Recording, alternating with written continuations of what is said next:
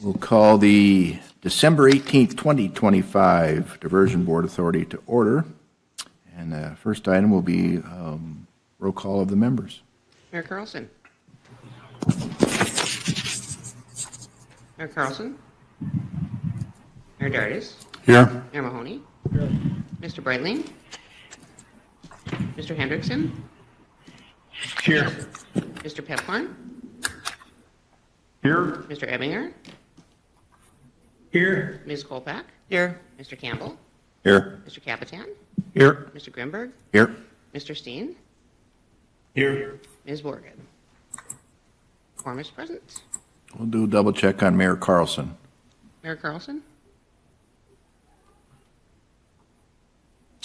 I presume she'll be calling in. She called me about a half hour ago, said she would be remote. So, thank you, Don. Next, look for a motion to approve the minutes from November 20th. So moved. Second. Moved and seconded. Discussion. Hearing none. All those in favor signify by saying aye. Aye.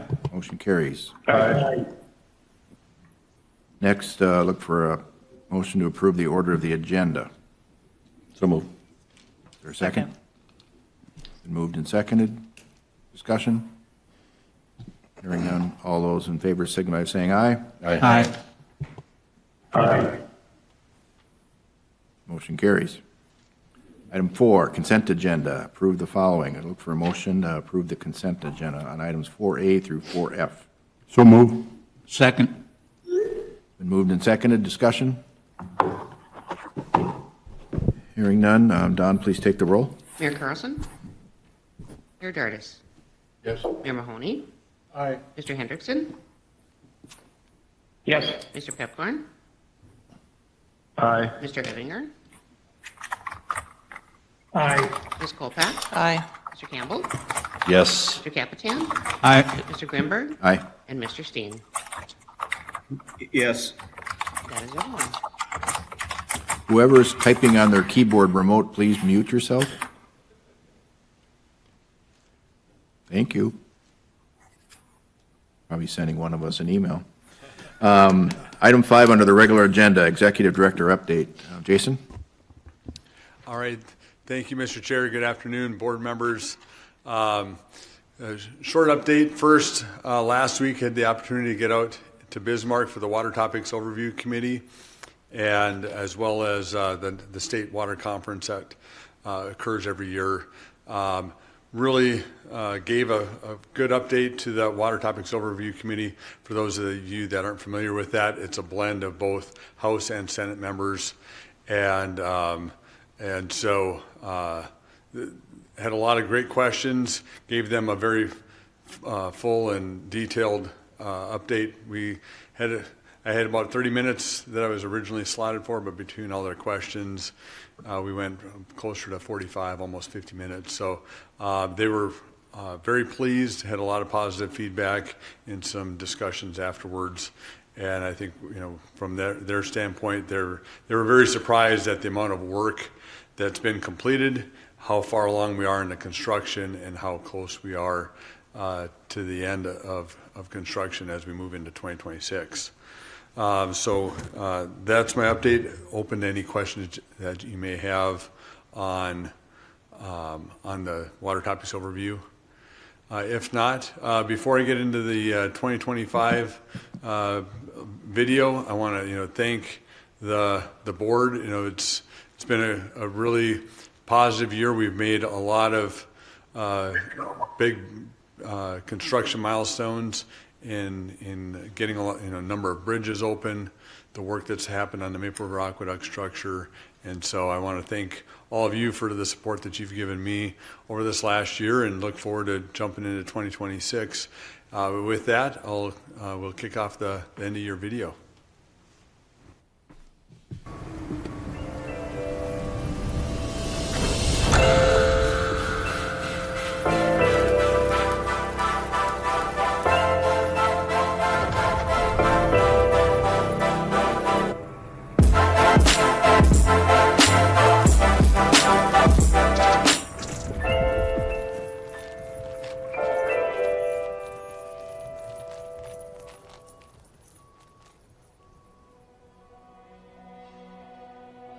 2025 became a landmark year for the Fargo-Moorhead Area Diversion Project.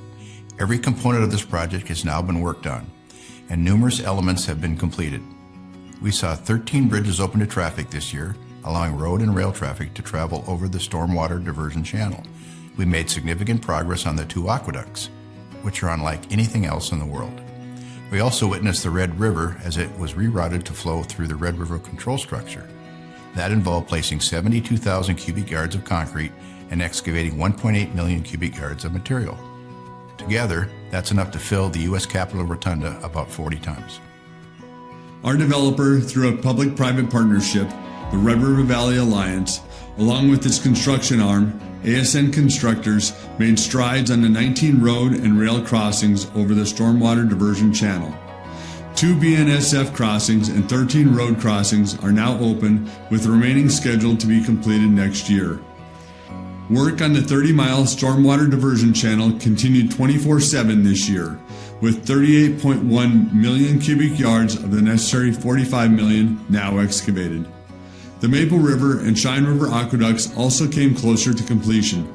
At the Maple River site, heating elements were installed, and it's becoming easier to see how the aqueducts will work to route the rivers over the channel.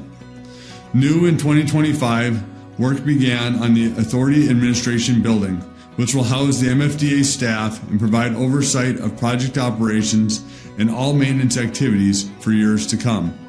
All in all, it's been a productive year that's moved us significantly closer to the finish line.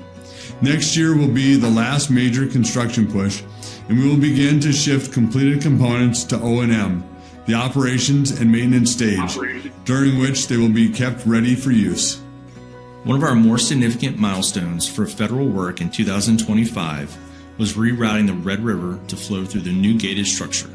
This control structure will be used to regulate flows around the Fargo-Moorhead metro area during a flood event.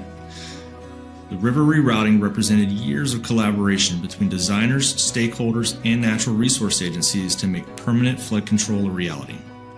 The Red River structure is now more than 90% complete and is on schedule to be done next year. Immense progress has also been made on the 22 miles of southern embankment, which will help store floodwaters before they're released at a metered rate into the 30-mile stormwater diversion channel. During the past year, the Corps and its federal contractors invested an incredible 250,000 work hours, placed more than 16,000 cubic yards of concrete, and moved more than 4.1 million cubic yards of soil. That's enough material to fill the Fargo Dome nearly twice. That work led to the completion of more than 17 miles of the embankment this year. In addition to that, our team successfully completed the ring levee around the communities of Oxbow, Hickson, and Baki to provide flood risk management for these 3 communities. Looking ahead, next year we will finish the southern embankment and finalize the remaining work on the 3 control structures, bringing us even closer to our shared goal of permanent flood protection for this region. 2025 was a busy year for our lands and compliance team. We acquired more than 1,300 acres of flowage easements while closing out more than 25 property mitigation projects. We also sold nearly 600 acres of excess lands. We maintained our focus on environmental compliance efforts as well. U.S. Army Corps of Engineers contractors continue to make great strides on forest mitigation sites through planting and vegetative maintenance activities. Water quality and velocity studies, in partnership with the U.S. Geological Survey, continue throughout the project area, including the Drayton Dam Rock Arch Rapids. We also continue to monitor existing wetland mitigation sites as we prepare for successional vegetative management efforts in 2026. We continue to work with our state agency partners to develop methodologies and metrics to track successful fish passage through critical components once the project is completed. As each component is fully built, it's shifted into an operations and maintenance mode.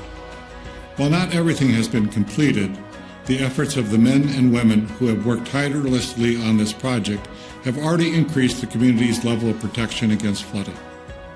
It's impressive work on a landmark piece of infrastructure, one that Senator Hoeven has described as truly a bi-state regional project that will protect this dynamic, innovative, growing, and exciting region. Altogether, construction on FM area diversion is about 80% done. putting us on track for permanent, reliable protection by the spring of 2027.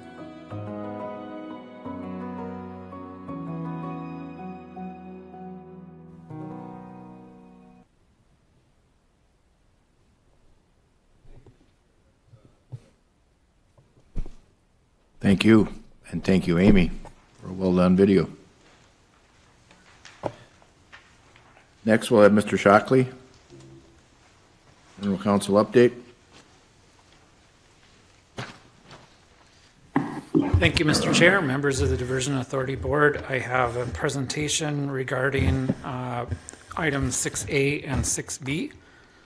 Hopefully, and I'm not going to read every word, and I'm going to try to be concise, as some of this is very much a refresher from the statement of principles that was agreed to earlier this year.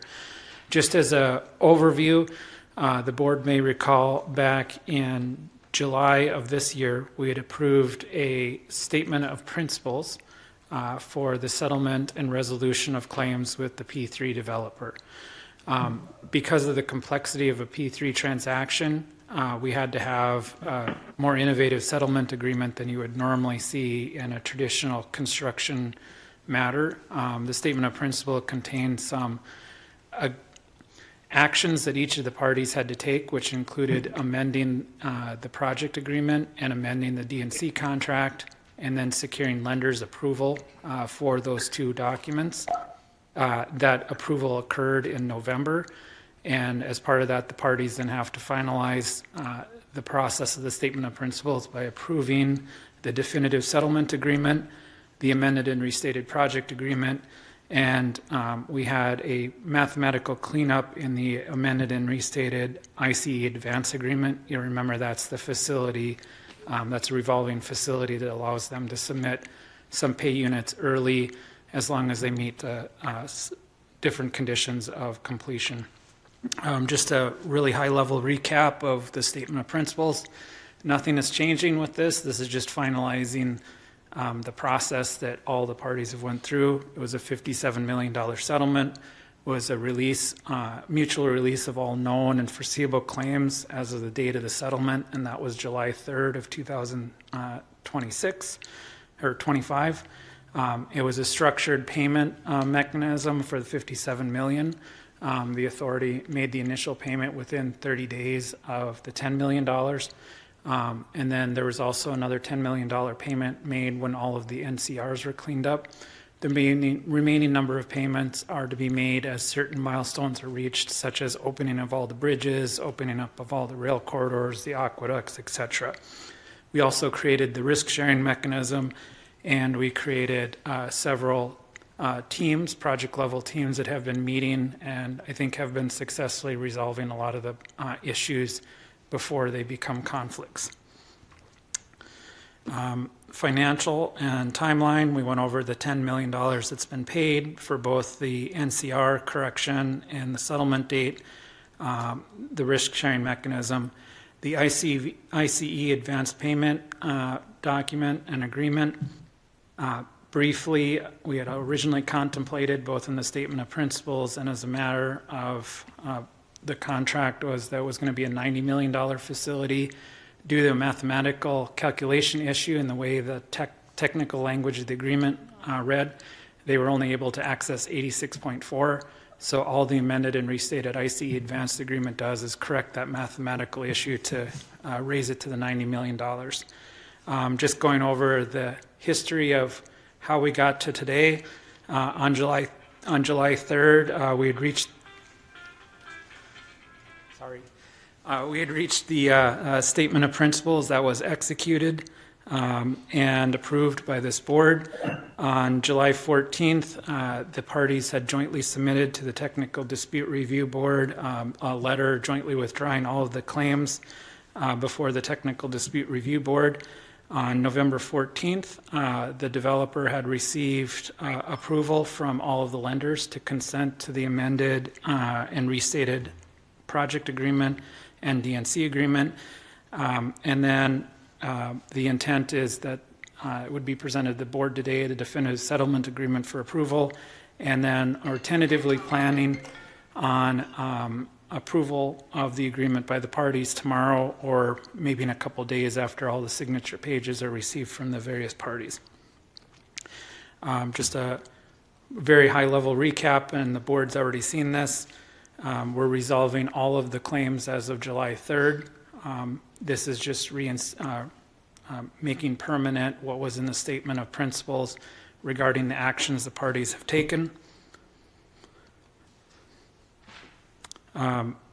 Just recapping, as part of the statement of principles, we had agreed to a rebaseline schedule. That is currently the schedule that it will be operating under. The schedule is not changing. We're maintaining the same substantial completion date, which is October of 2026. You'll recall that as part of the statement of principles, we agreed that if there were a late claim that was due to BNSF or related railroad, that would have 120 credit days. Under the project agreement, really damages are more associated with delays than actual costs, because on a P3 project agreement, each day of delay has a lot of value. So we received 120 credit days. And then we also have 60 flex credit days. By adopting the amended and restated project agreement, it finalizes the adoption of the schedule for the project, which is referred to as PBS 3R2. And just recapping briefly, as we touched upon in July, no change to what the statement of principles had indicated. We resolved all of the claims related to ECR. And just a refresher, in addition to all of those resolution of all of those claims, the developer is required to apply a substance called text coat to all of those structures that did not have epoxy-coated rebar located within them. That is per the manufacturer specifications. They have to make one treatment before substantial completion, and then additional treatments per the manufacturer's specifications, including one prior to handback in 30 years.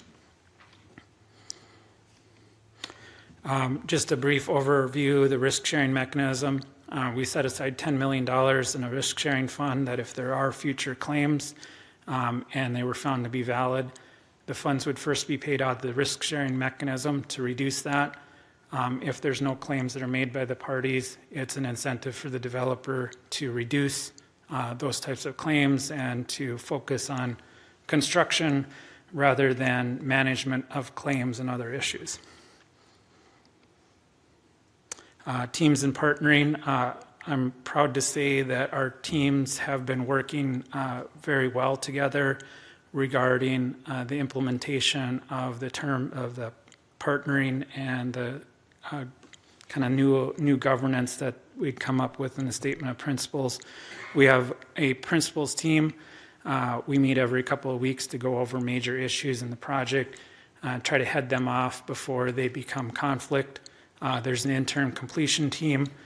They coordinate on milestone completion conditions and eligibility for ICE advance payments, kind of trying to diffuse any potential conflicts and speed up and smooth out the process.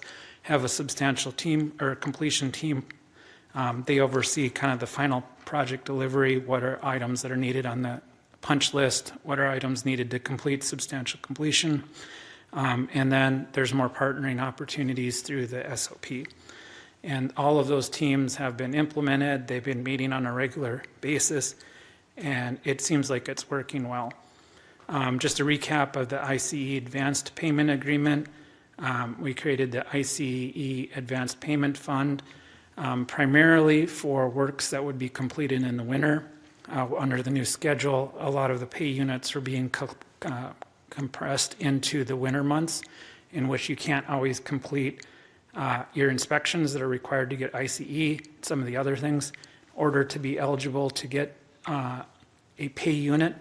And recall that each of the payments that are associated with the project are tied to a specific pay unit. So you could have a bridge, you could have a reach of the channel, all tied to the pay unit. They're entitled to receive 80% of that pay unit. In order to be a pay unit that's eligible for it, it requires a substantial completion of the work actually be completed. They have to provide evidence of no liens, lien waivers, that all the work is completed. There are no claims associated with that. If there's been third-party inspection certification is required, and they also can't have any major defects in that to be a qualifying unit. To get into a pay unit into the ICE advanced pay unit structure has to meet all those criteria. They get paid 80% of the pay unit. So for example, if it were $1 million, they could only receive $800,000. Then when it's completed in the ICE advanced process, they get the other remaining 20%. There's a cap of $90 million total that they can get out of the facility at any one time. And so in light of it's over $1 billion of construction, you're talking the payment facility is obviously a lot of money, but as a percentage, it's actually pretty low risk for the authority, and it helps the developer with some cash flow issues. And this process seems like it's been working very well. The amendment to the ICE advance agreement is just changing the calculation method so that they actually can get 90 million instead of 86.4 million. Then you'll recall under the settlement agreement, there was a resolution of all the non-compliance points, that there was 110 that were assessed, and then they were resolved by the developer. I'd previously went over the milestones and the recap of the events since the execution of the statement of principles. And then what does this do? What action is different than what is under the SOP? So it is reinstating all of the conditions that were in the statement of principles. It just makes it final. Portions, the majority of the statement of principles was final, but this makes everything final, including this changes to the project agreement and the DNC contract, makes all of those changes enforceable. It confirms the implementation agreements. It supersedes any prior agreements that were under the SOP. It reaffirms all the payment structures that are already in place, carries forward all the mechanisms that we created under the SOP, and then it adopts the changes to the project agreement and the technical requirements, and it authorizes ASN and RVA to go ahead and execute the DNC contract.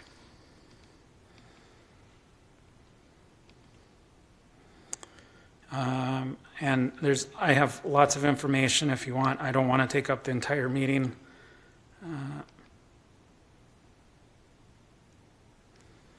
And so our intended schedule, execution schedule is today that the board would approve the agreement and the resolutions. Either tomorrow or someday in the next couple of weeks, we would get all the signatures for the definitive settlement agreement and the amended and restated project agreement along with the DNC contract, and we would have a formal closing on that. Happy to answer any questions. I really don't want to read verbatim the whole presentation, but I have lots of information if the board would like. Questions for John?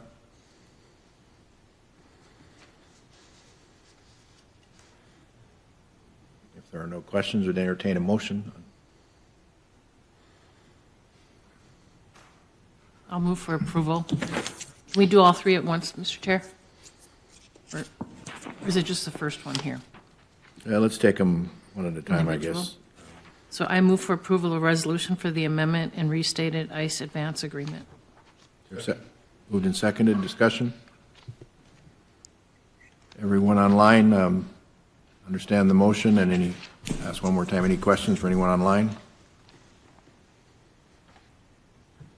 Hearing none, we'll take the roll on item 6A. Mayor Carlson?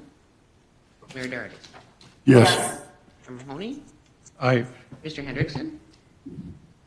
Yes. Mr. Pepburn? Aye. Mr. Emminger? Aye. Ms. Kolpak? Aye. Mr. Campbell? Yes. Mr. Capitan? Yes. Mr. Grinberg? Aye. And Mr. Steen? Yes. That is everyone. And just double check, you did get Mayor Carlson's vote? I did. Okay, thank you. 6B? So move approval, 6B. Second? Second. Discussion? And then we'll take the roll on 6B. Mayor Carlson, Yes. Mayor Dardis, Yes. Mayor Mahoney, Mr. Hendrickson, Yes. Mr. Pepline, Aye. Mr. Ebninger, Aye. Ms. Kolpak, Aye. Mr. Campbell, Yes. Mr. Capitan, Aye. Mr. Grimberg, Aye. and Mr. Steen. Yes. That's everyone. Back to you, John. Thank you, Mr. Chair. If it's okay, I had one other item, more of an informational opportunity for the board to ask questions.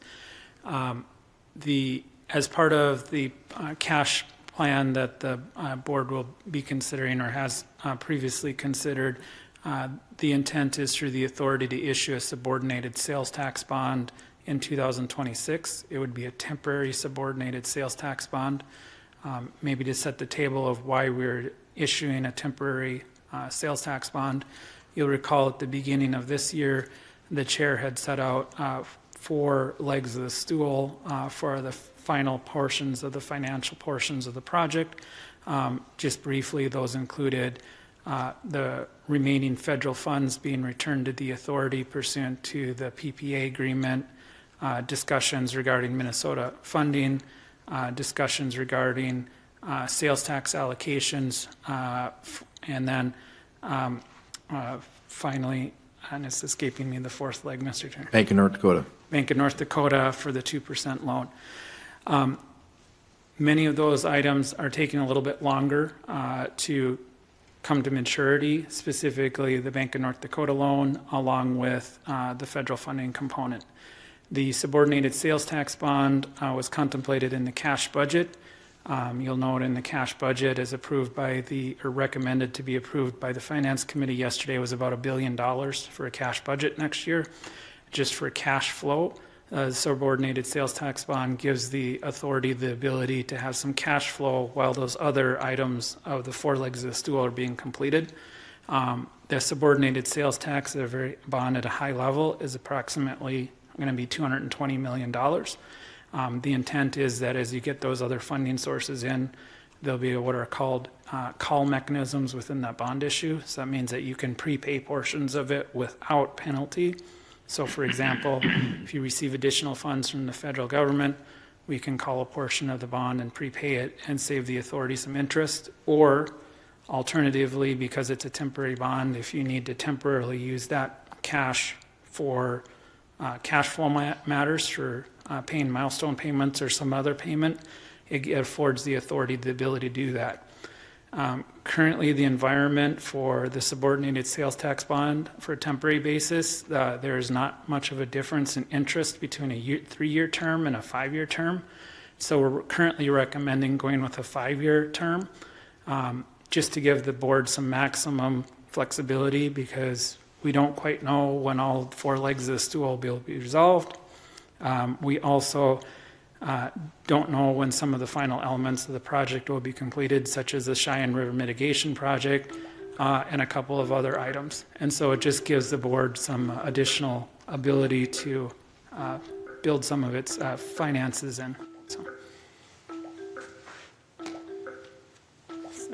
Apparently that's me.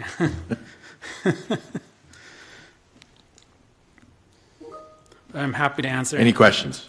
I didn't know if you were finished there or you had to take the call. No. Any questions? Just as a heads up, what's coming next year. Thanks, John. Thank you. Project updates, 7A, Terry. Good afternoon, Chair Grinberg and board members. This is Terry Williams providing the Corps update for the month of December.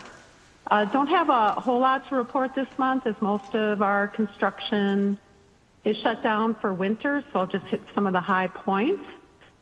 Red River Structure, they closed the year at 93% complete. Their critical path, of course, is getting the embankment work done next year, so I anticipate them getting started as soon as they can in the spring. Going down to OHB, that ring levy reach was accepted for December, and turnover to sponsors for O&M is pending. Reach 1B, they closed out at 65% complete, and the County Road 1617 area was fully open prior to weather taking a turn for the worse. SE2B, as shown in the drone footage, 87% complete, finishing strong. The County Road 16 up and over, the crossing is done, and that was turned over to the sponsors for operation and maintenance yesterday.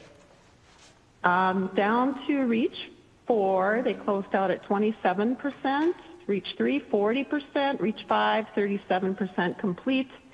180th will indeed be closed for the winter, and they will have to get that opened up pretty quick next spring so that they can finish that project.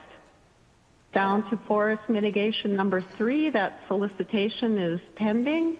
We might be able to get that out on the street for bids tomorrow if we can wrap up that final paperwork on that one. With that, my update is over unless there's any questions. Questions for Terry? Thank you. And if you drop before we're completed here with the full agenda, have a Merry Christmas. Happy holidays. Chris? Thank you, Chair Grimberg, members of the board. Quick update. Like Terry mentioned, things are winding down a little bit out in the field. Still some activities going on, a couple of highlights. Interstates are all open, all the ramps are open, everything's reconnected, so they're doing some cleanup work on the edges, putting some fencing up and doing some of the closeout work there, but happy to see that all put back together. This week also 38th Street was opened for traffic, and there's one more structure coming, County Road 22, they're doing some minor repairs, and then that will be open this fall as well. Most of the work through the winter months here will be in removing channel plugs, and by that I mean where there was a bypass for a road or maybe an existing drainage that went across the channel that had been blocking the channel, and they excavated on both sides. They'll be opening those up. Generally reaches 3 through 6, means from I-29 down through the Maple Aqueduct structure, so they're focused now in that area. Again, as they continue to get work done, they'll continue excavation further south as well. BNSF-KO, as we noted last month, I think, that didn't get open before winter. Happy to report that both BNSF and ASN are continuing to work on that. They're hoping to get that open over the winter.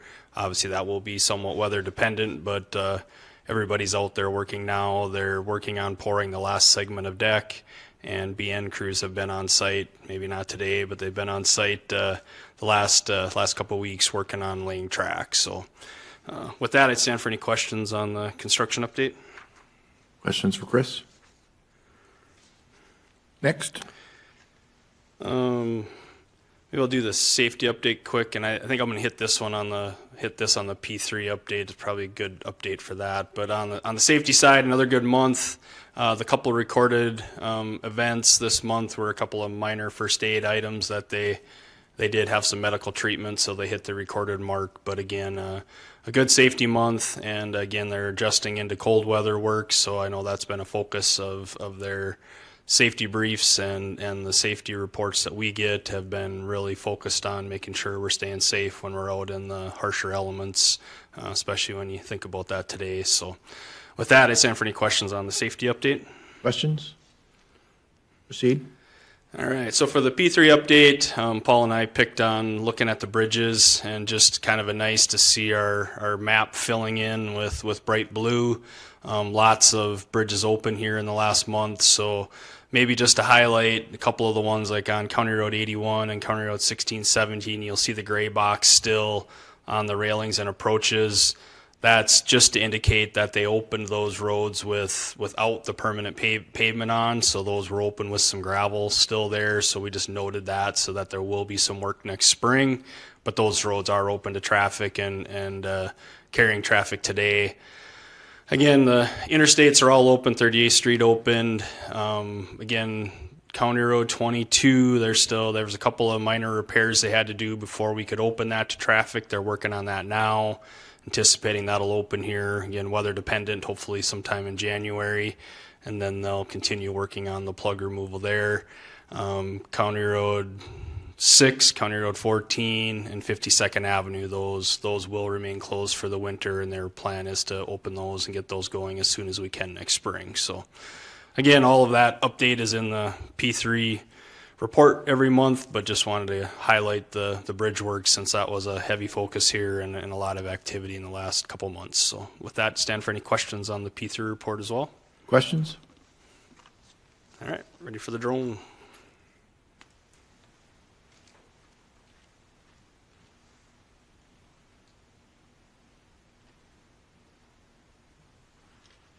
Levee embankment and roadway paving activities to a close for the 2025 construction season.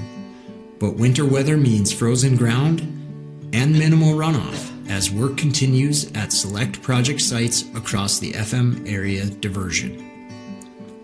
I'm Tom Fuchs, Senior Construction Manager for the Metro Flood Diversion Authority with this month's highlights.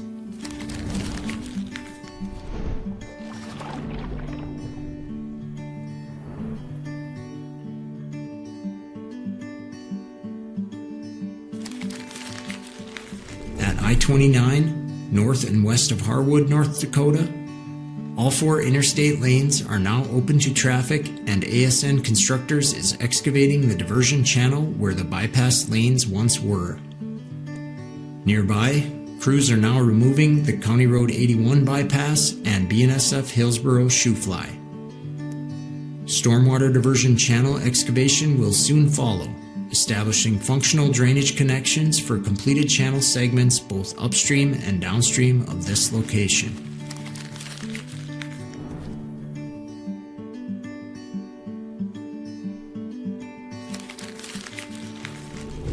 A couple of miles away, at the Rush River Inlet, ASN Constructors is working on the remaining excavation, bedding, and riprap placement at the inlet's upstream end. This marks the start of work necessary to permanently divert the Rush River into the new inlet to the stormwater diversion channel. Crews are simultaneously excavating the diversion channel alignment where the existing Rush River crosses the diversion channel's footprint. Once excavation is completed, this will establish another functional drainage connection for completed channel segments.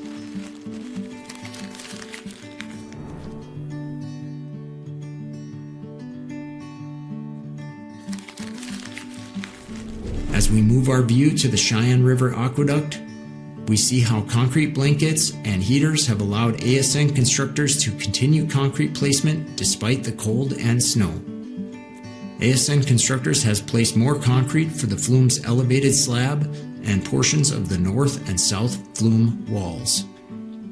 They also placed concrete for additional segments of the bypass conduits which flank the flume on each side. Piling and concrete work have continued at the structure's adjacent wing walls and the spillway as well. This month, our drone view captures the first segment of the spillway's concrete base construction underway.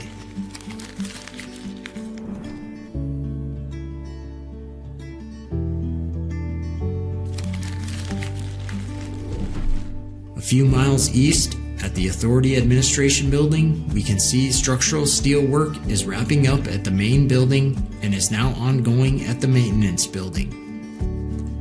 At the main building, crews are now framing the exterior walls. Also at this site, and just prior to freeze-up, crews placed earth and fill in between the building pad and the southern embankment's reach SE2B.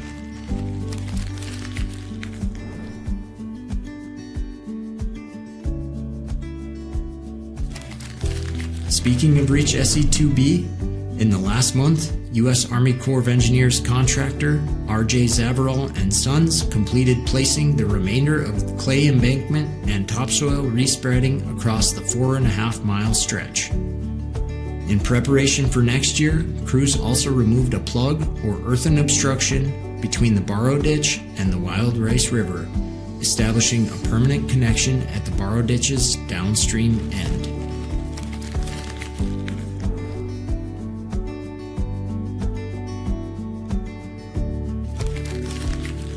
Nearby at the Red River structure, which is now more than 90% complete, Ames Construction wrapped up the construction season by placing the embankment that crosses the abandoned portions of the Red River. The site is also excavating the remaining engineered channel connections and placing riprap at the project's low-flow channel where it meets the Red River. Catch more construction updates throughout the month by following the project on social media.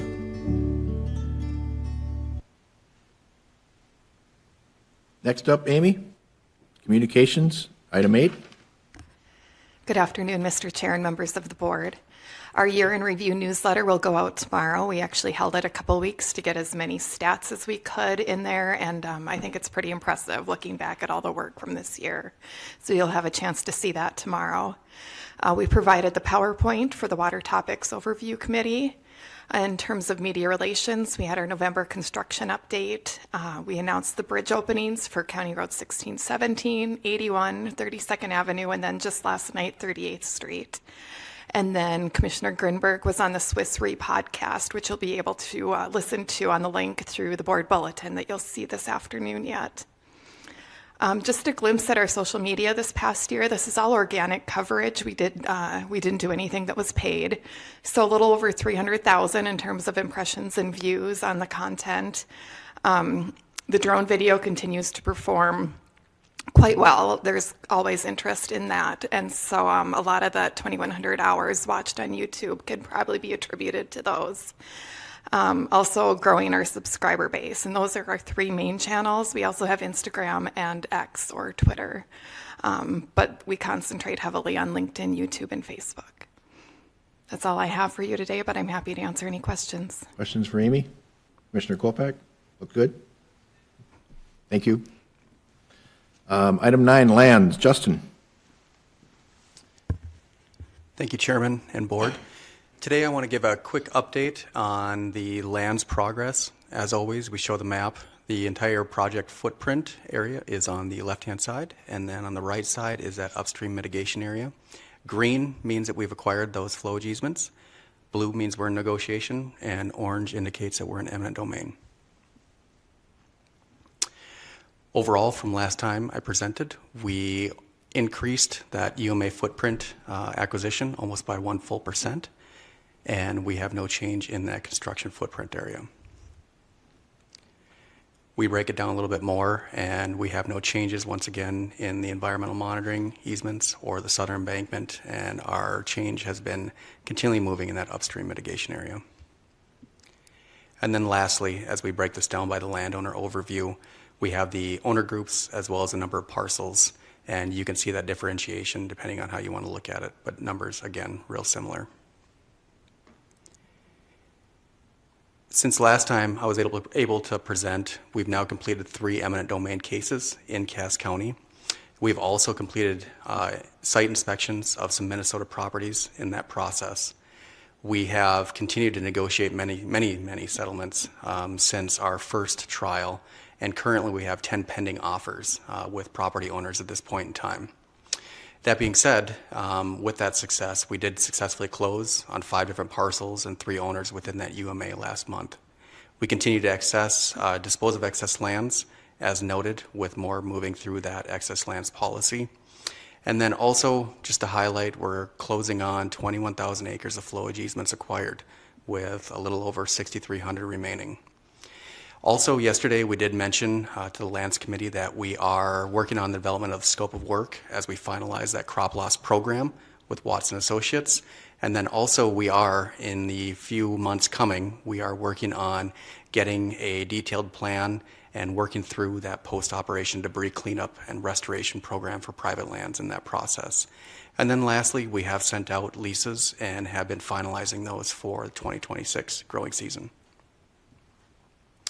And as always, we present the land agent reports, and this is critical as the land agents serve in a lot of capacities, especially for that relocation and claim preparation, processing some of those reimbursements, and then also overall in mediations and those negotiations with landowners. And we appreciate all their hard efforts in those processes. With that, I'm more than happy to answer any questions. Questions for Justin? Thank you. Thank you. Item 10, Finance, Mayor Dardis. Thank you, Mr. Chairman. The Diversion Authority Finance Committee met yesterday. Items on your consent agenda, items A, B, C, and D were presented before the Finance Committee, as well as the General Counsel update, both 6A and 6B that Mr. Shockley went through with us just a minute ago. Approval of bills for this reporting period was $4,670,738.58. Our net cash position at this time is $274,960,631. You'll note that one of the next items under the finance is the final draft, and we're seeking approval for the 2026 cash budget. And as it's noted that that number is now $1,016,893,807. That's up about $20 million from the version 3 that was presented to you at our last meeting. So, sales tax collections as of September 25th, because they lag, we are at $47,840,329.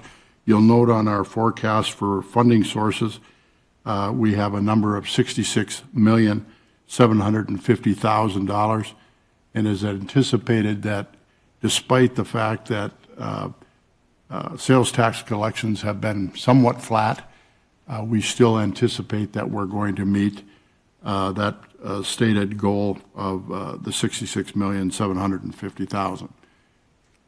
We'll have to see on the next report. Again, if there's any additional questions, there were a number of things that the 20 million, there was about 9 million that was moved into, added to the lands and impacted properties mitigation, and there was about 5 million that was moved into DA construction contingency. If there's any additional questions, I would have to defer to Paul Barthol with regard to the cash budget proposal for 2026. Does anyone have any questions about finance update and the 2026 budget? Mr. Chairman, I would move for the approval of the cash budget for 2026 at $1,016,893,807. Mayor Dardis moves, seconded by Mayor Mahoney. Discussion? Hearing none, we'll have Dawn take the roll. Mayor Carlson. Mayor Dardis. Yes. Mayor Mahoney. Aye. Mr. Hendrickson. Yes. Mr. Pepcorn. Aye. Mr. Ebinger. Sorry, Don, I couldn't get my mute off. Aye. This is Mayor Carlson. Yes. Thank you. Ms. Kolpak. Aye. Mr. Campbell. Yes. Mr. Capitan. Yes. Mr. Grimberg. Aye. And Mr. Steen. Yes. And that is everyone. Yesterday, I received a text when we were going through the budget, and depending on how you want to define it, 365 days in a year, or 260 days, Monday through Friday, we will spend $2.8 million a day. If you want to use a 365-day analogy, or 3.8 million of Monday through Fridays next year. So when you wake up every morning, we're spending a lot of money to get this project to completion next year. It's kind of interesting way of looking at $1 billion plus. Do you want to join us? 10B's been covered, Mayor? Excuse me? 10B has been covered as well, Yes. the sales tax? Yes, the sales tax is, like I said, it's at 47 million for the year. I had As of asked, September 25th. thank you. I had asked under other business just to place this, mark your calendar. In 1858, Minnesota received statehood, and in 1889, North Dakota became a state. And if you add 1,889 days to the day we signed the P3 agreement, that lands on October 22nd, 2026, which is a diversion authority meeting. And so that might be a nice target for us as we look for this progress to complete into fall of next year. Public comment. Anyone in the room would like to provide public comment or online? Hearing none. This morning, Jason and I went through our update and had a nice discussion on where we're at with the project, recognizing this is also my last meeting as chair. Jason made a very eloquent point about how impressed he has been, which I echo, of the dedication of certainly the board for this project, but the staff and our consultants and folks that have become friends and solid teammates, making this job consistent from a leadership standpoint. And I think that's important to recognize that Jason is now coming on to end of the year with his start in February, the profound impact he's had to us, as well as this project for that steady leadership and his work with the team. And so I think that's worth noting, particularly those that are in the room today and those that might not be in the room and maybe watching as well. I think all of us as elected officials, I think you can agree that our jobs are a lot easier when we have strong leadership and great individuals leading our respective departments and teams in our cities and county. And so that I'm forever grateful of having that with Cass County leadership. Mr. Wilson is here, and sitting next to him is Mr. Redlinger, and I'm sure, Mayor, you would agree with that as well. It's been 12 years since this project really kicked in through the 2013 legislative session, and I think I've said a few times over the tenure that I've had on this board, I started fighting floods when I was a kid, when my father was the mayor of Mapleton on the Maple River. And fast forward through the years of the opportunity to serve in public service, not only in the legislature, but working alongside Mayor Mahoney and the City Commission and now County Commission. My father's passed on before I really engaged in this project, but I remember him and his words many years ago when he had to make the tough decisions when folks in the community of Mapleton were upset with the decisions to where to put dikes and who was going to flood and who wasn't. It's very similar to the early days of this project that decisions had to be made. So for me, it's very humbling to have had the experiences to be on this journey that we're all on and serving as chair this year. Jason, you made my job real easy. I thank you for that. So with that, if there's any other comments, Mayor Dardis. It's also noteworthy to thank you, Mr. Chairman, for your leadership this past year. We've had generations of leadership on this board, and you are no exception, is doing a great job. So we thank you for your leadership. Mayor Mahoney.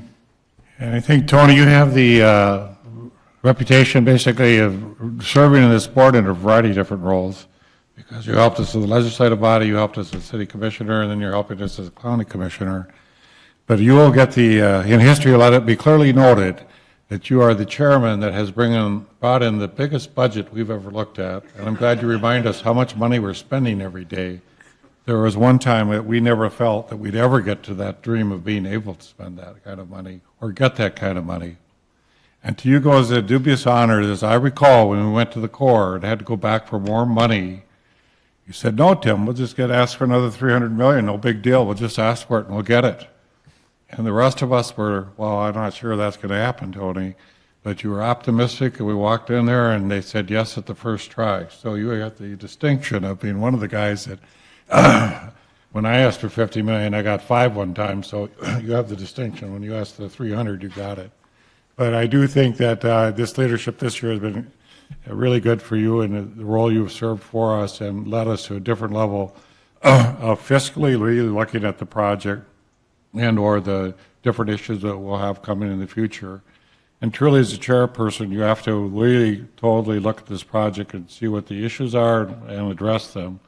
And I echo with Bernie Dardis that your leadership has been very much appreciated, because you have looked at this project in a different light, and you have brought to light to us the challenges that we'll have going into the future. And I'm very excited when I talked to Jason today. We're on time, on budget. We're working through this thing excellently. So your leadership is greatly appreciated, and what you accomplished this year will be clearly noted. So again, thank you for that, and if we could just give them a round of applause, I appreciate it.